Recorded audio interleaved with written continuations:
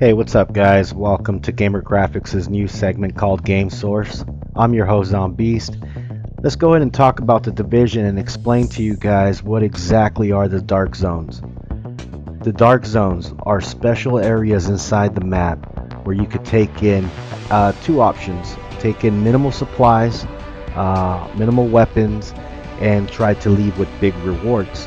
Or secure your loot and take in heavy guns, big items, and secure your defenses against other players inside the Dark Zones. Now, you could see from the E3 trailer, you could totally see that you're able to extract these Dark Zones by sending up a flare in the air and waiting a certain amount of time before a chopper comes to evacuate you out of the Dark Zones. Now, this is a very high-risk PvP area because players are coming at you from all directions. The second that you throw up a flare, you're basically signaling everybody and telling me, hey, I'm over here, dudes, come and try to take me out. If you're able to leave a Dark Zone with the stuff that you acquired, whether through mission-based or objectives, you're going to be rewarded with high rare weapons, armor, different things, basically like your food and your average water, your medical supplies, but they'll be pretty more rare than the other stuff that you'll find around the world. Now, there's options and scenarios that you got to take in place with these things. Like, for instance, hopefully when you go into the Dark Zone, you will only be able to take in maybe about 1 or 2 flares, because I could start seeing people spamming flares in the air just for distraction, and that's just going to get really annoying. So hopefully Massive works it out and balances out correctly on that. And second option too that I see that that you got to be careful of is how you are going to approach going in, because if you take in any weapons or supplies with you to survive in the Dark Zones, if you die, you'll spawn back with next to your dropped weapons or items.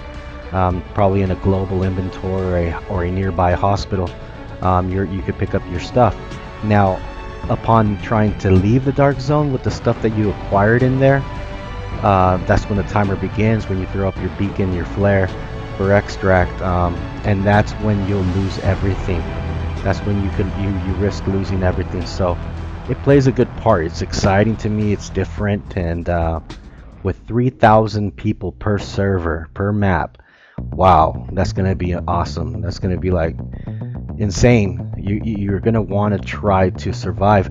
But here's another thing that I was paying attention to is it's gonna get pretty annoying if you go in with your squad into the Dark Zones, and you know, like let's say for me, the PvE guy, the guy that's trying to survive on his own, and I run into a team, I'm gonna get annihilated.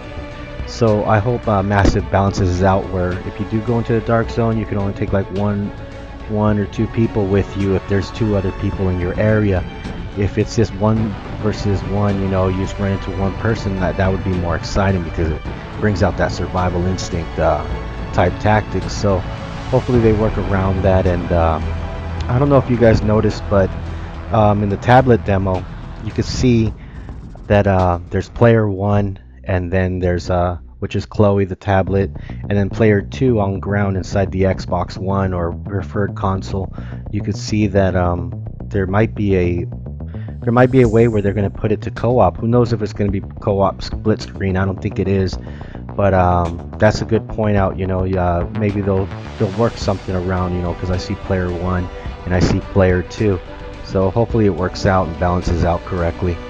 Now, another thing that I want to get into is I don't think there's going to be drivable vehicles, but as you can see clearly in the E3 tech demo, you're able to see cars way in the distance driving by. So I think that's going to play tactically. That's going to play good for cover. If you're running away from, you know, a team, or somebody's trying to get to you, or you're trying to get to somebody, take cover behind cars that are moving by, or vice versa. So hopefully, you know, the game's gonna come out. You know, it's graphically amazing, and with the new Snowdrop engine, it looks awesome. So I can't wait to get into more details in the future when they release more videos on the game. I'm really excited about this game. It's going to be a huge one, and this is where I think it's going to be competitive, and this is going to be the future of massive multiplayer gaming, where survivals really run big, and what you decide to take out into the world are going to it's, you know, okay, like for example, Call of Duty, you know, you have guns all the time. You have so you don't run the risk of losing them.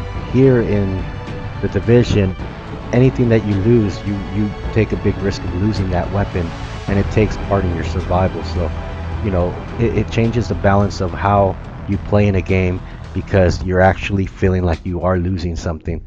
So you got to take that in consideration, and I think Massive is doing a great job, and I hope they keep up the good work, and I cannot wait for the next video, and I'll get back to you guys soon.